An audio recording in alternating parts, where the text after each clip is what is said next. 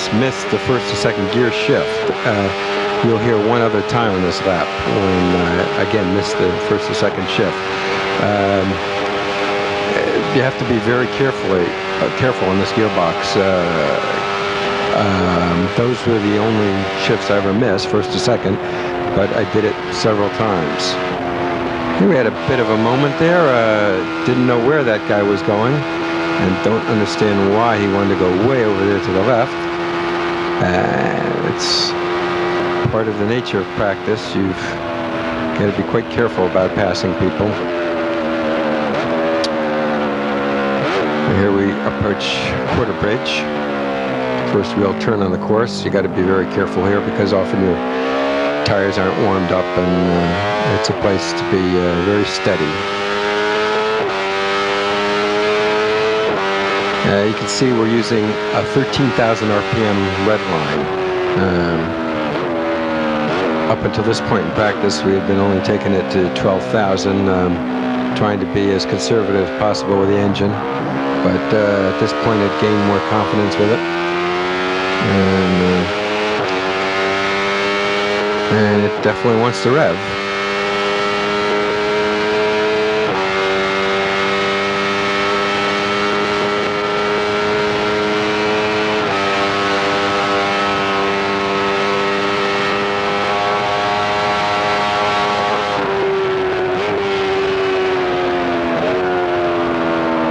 This is Union Mills here.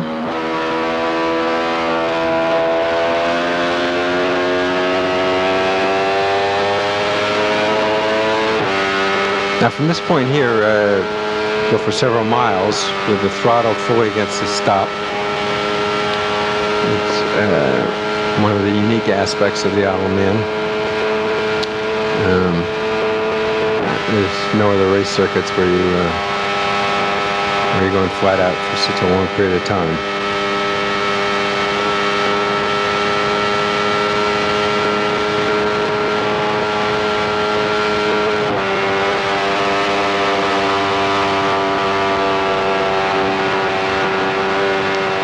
If you've been counting, you realize that I just shifted into 7th gear back there,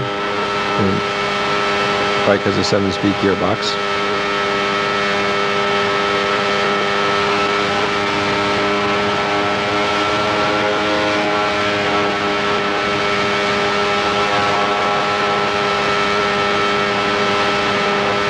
Crosby here.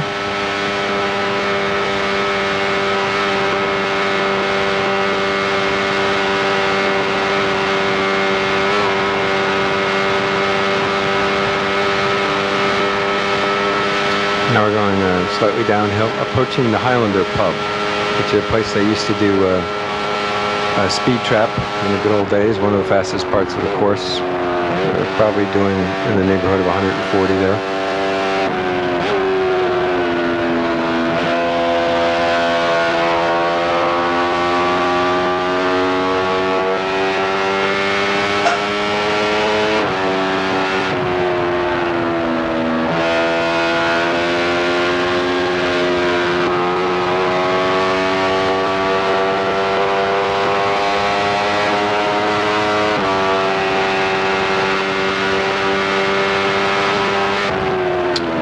This is Grebe Bridge here. Quite a straightforward corner that you can see around it, and it's more like short circuit stuff.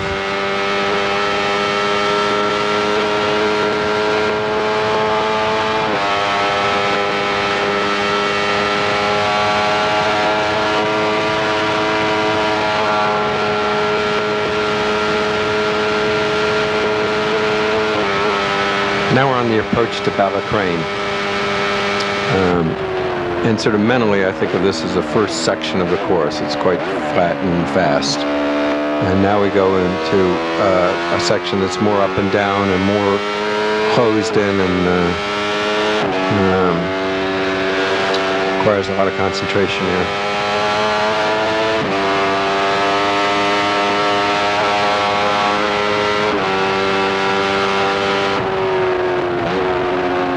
This left here is Doran's Bend. It's a corner I found quite intimidating, and it's one I often think that I could have gone through there a lot faster after I've done it. Luckily, I had a few people in front of me there to give me a good excuse to back off. Now you see the yellow flag on the right. We have an oil situation. There's an oil flag there. We got oil down here. So I'm knocking it well off here. You can see the concrete dust down on the road there, absorbing the oil that was spilled. And again, an oil flag again there.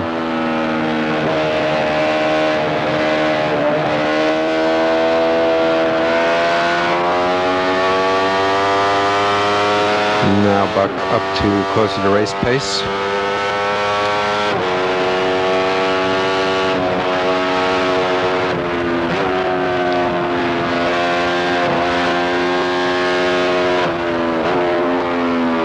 This is the Glen Helen Hotel here.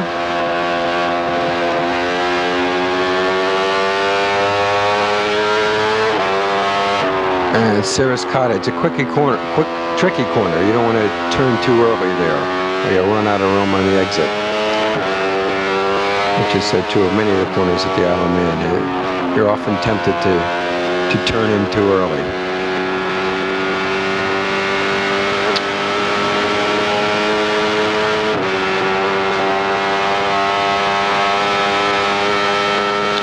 Now we're coming on to the Crunky Valley Straight. Very quick part of the course, and we're going back out into a very open, wide open, fast place of the course.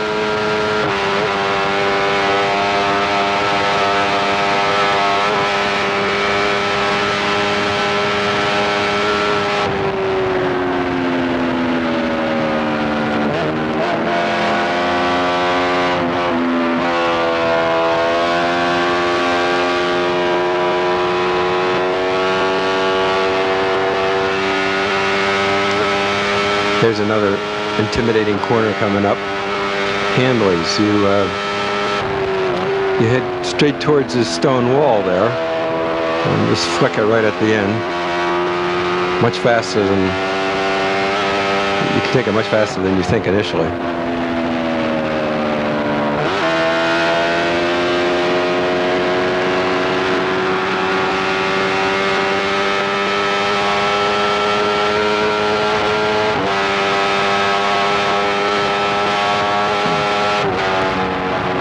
This is top of Peguero there, a really breathtaking corner where the road just drops away. And right here at the bottom, you tend to bottom the suspension. It's a place where you try not to think about the strength of materials as you bottom the suspension there.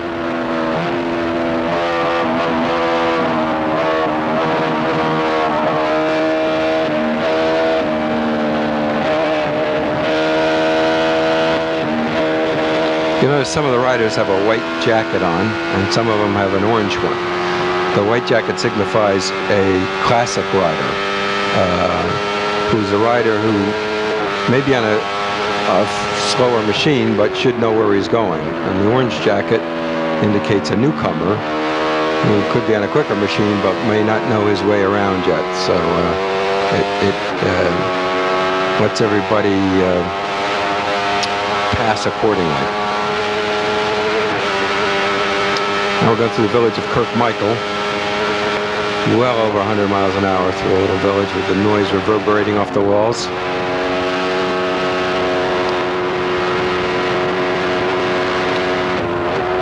This section here is called Rencullen, very, very tricky section, deciding exactly where you peel off.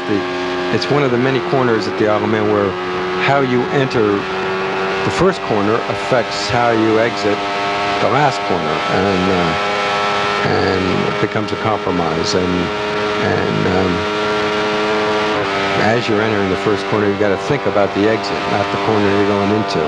You always have to think far ahead at the Isle of Man.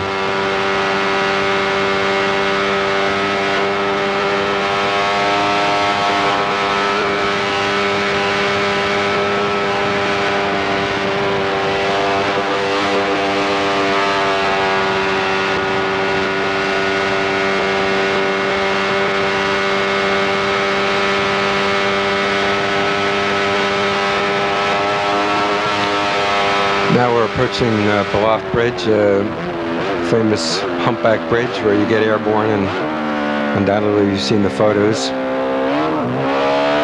Try to take it pretty steady there, just had a little jump.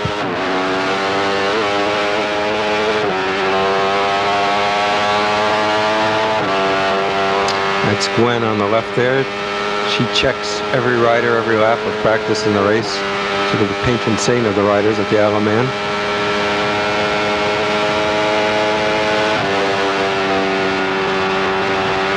A little jump there. You see the tachometer needle jump as the rear wheel comes off the ground.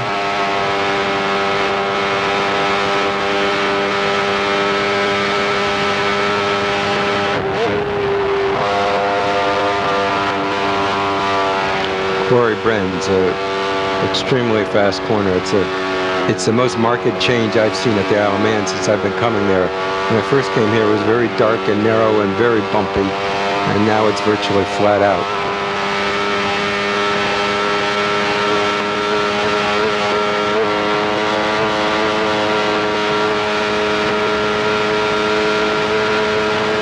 This is the Sulby Strait. Again, one of the very quickest places on the island.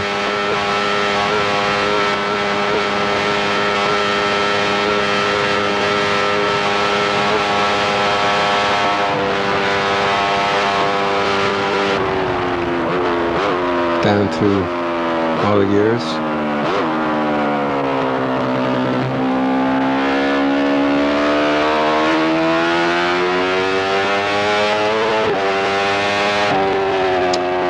Ginger Hall.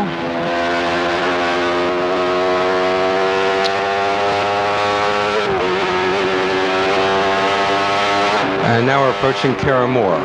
I'll have more to say about that later on.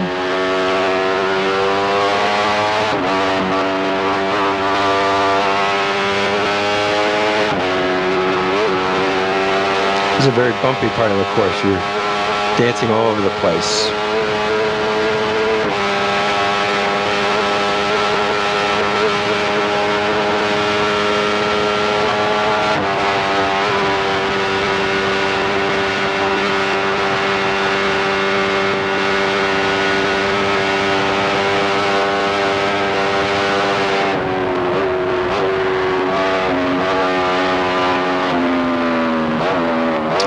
Glen Tramon.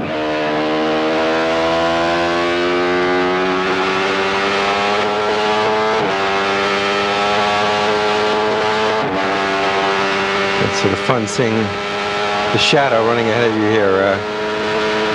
What could be more beautiful than the Isle of Man on a sunny day?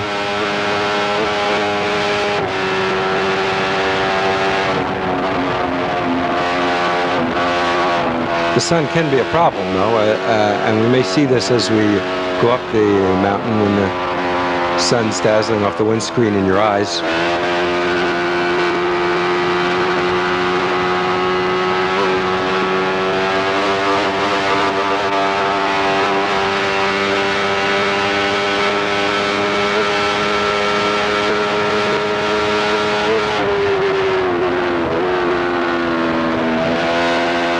Schoolhouse Corner. We're coming into Ramsey, the second biggest town on the Isle of Man.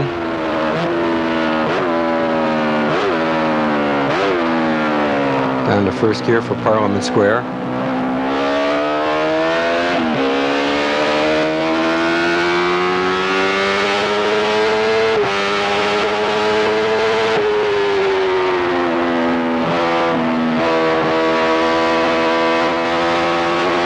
Very bumpy area through here, May Hill.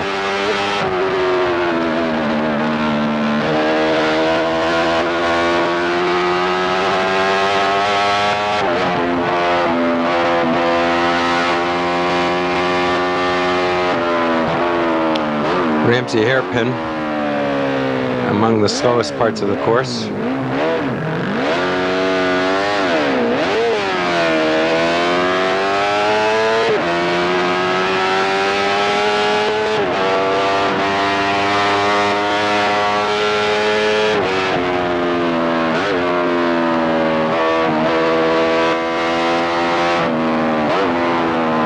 the waterworks.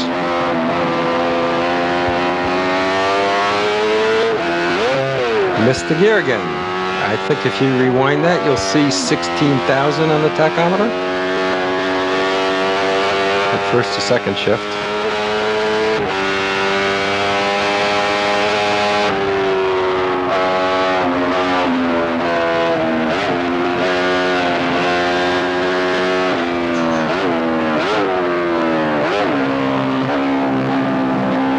The gooseneck, yeah, there you get the sun in your eyes.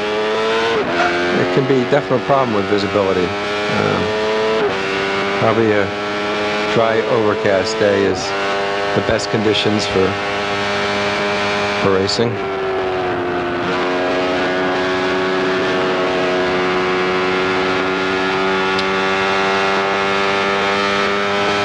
But that sun does elevate the spirit, doesn't it?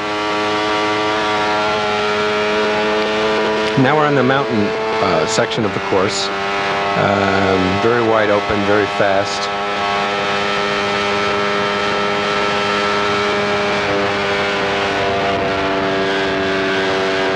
This is where the horsepower really shows with your long uphill poles.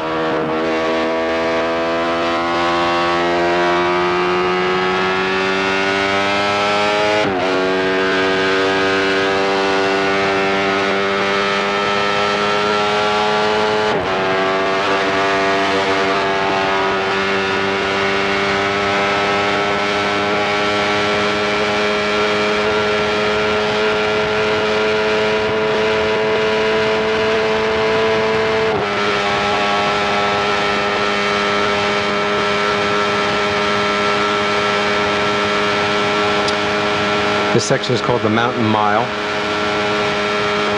and this is the real test of horsepower here. How many revs you can pull up this section here, and to a large extent, this is what you base your overall gearing on. How many revs you can pull through here.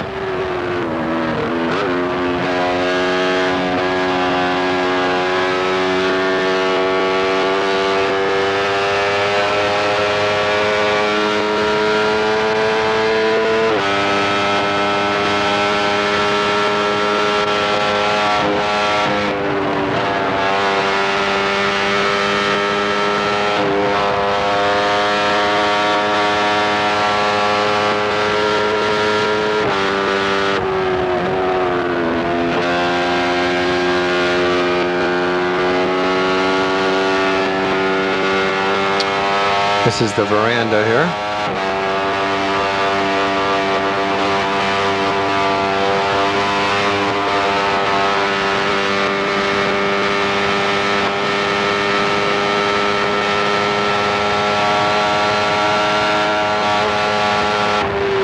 There's that pesky sun again.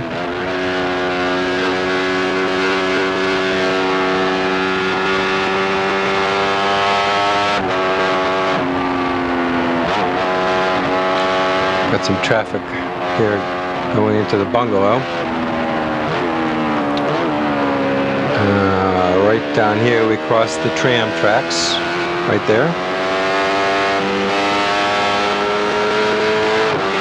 Now we're on Halewood Rise. We're going up to the highest point on the circuit here. The corner at the top is called Brandywell, and that's the highest point on the circuit.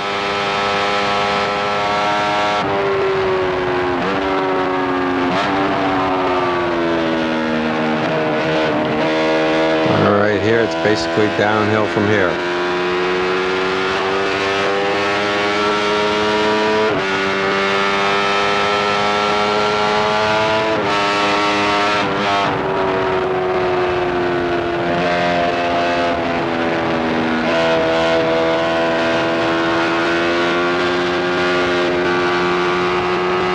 The next corner up is Windy Corner, very appropriately named. You often have a very strong crosswind from right to left through here.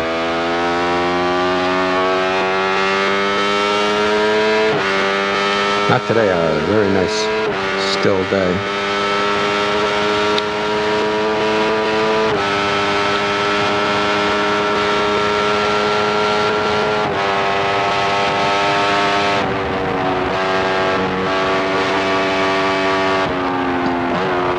This is the 33rd, place where it looks like you could just shoot off the edge of the earth if you misjudged it.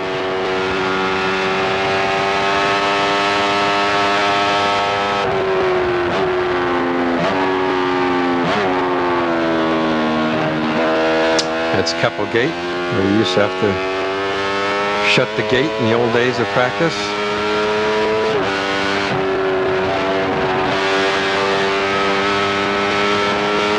And now we're aiming towards the Craignaban Hotel.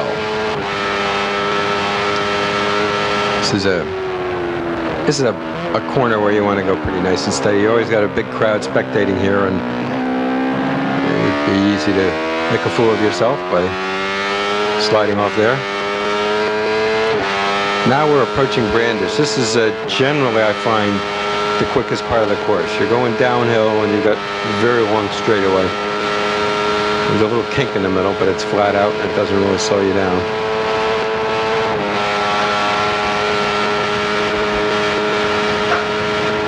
These trees on the right is what I use for my brake marker.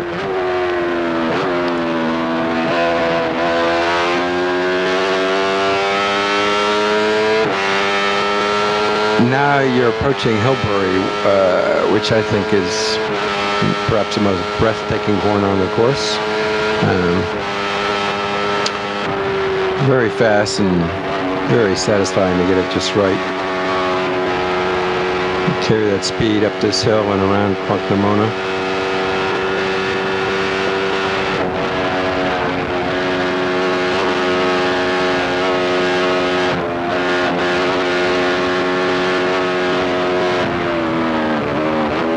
This is Signpost Corner coming up here, and during the race at the grandstands you're signaled when you pass this point to give you give spectators notice of your approach.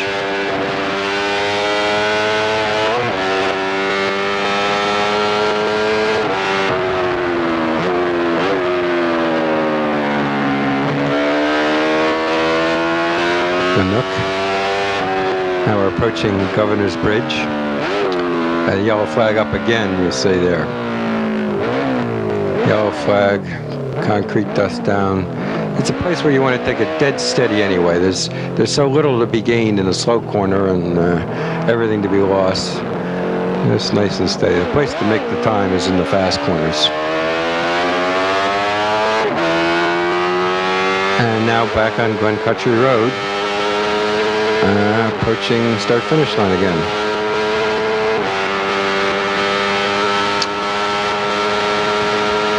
The line being right there. And there's the plug chop. And that ends Friday evening's practice for me. As I said, we'd be getting back to Carramore. That was practice, and in the actual race, I seem to be going a lot quicker than I did in practice, and perhaps quicker than I was really ready for, because my timing seemed to be a little bit off, and while well in the lead on the first lap, I turned a bit late for Carramore and ran out of room on the exit and hit the bank and ricocheted off the other side and into the hay bale in front of the light pole. Normally, as I approach Carramore, I use the yellow marker on the pole on our right, as you'll see as we come up in slow motion here, as my turning point for the corner. This yellow paint right there. And I turned a bit late, and because of that, ran out of room on the exit and clipped the bank right here on the right, dislocating my hip while I was still on the bike and ricocheting off. And the last memory was hitting the hay bale in front of the light pole there on our left. And then evidently I must have cartwheeled down the road and ended up somewhere right about here. I was helicoptered to Noble Hospital, and because of the quick and excellent treatment I got there, I was actually able to race at Steamboat Springs, Colorado 17 days later, and was lucky enough to win my race.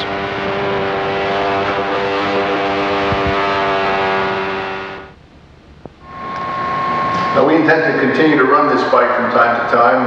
We invite everybody to come up and talk to us about it. We enjoy doing it. We hope everybody enjoys it as much as we do.